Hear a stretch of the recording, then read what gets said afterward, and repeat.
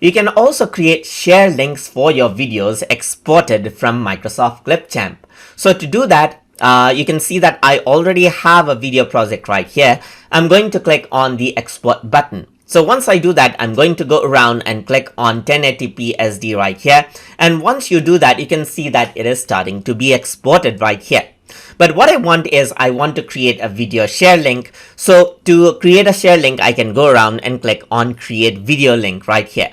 So once you do that, what happens is that whatever video you share, you can see that it is creating it into a video file link. So it has downloaded the project, but you can see that there is a sharing link over here as well. So you can go around and copy out the link.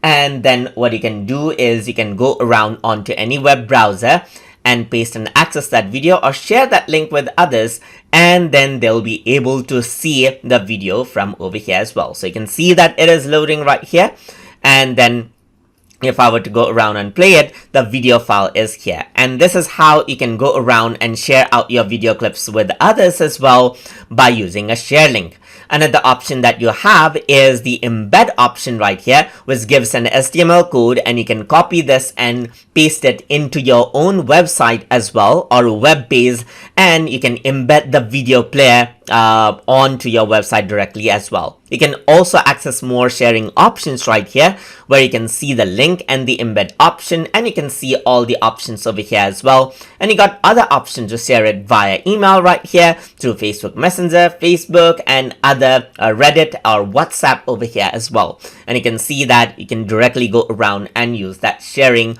option to share out the video content that you make with Microsoft Clipchamp. So I hope you guys learned something as always. And as always, please like, comment, share, and subscribe.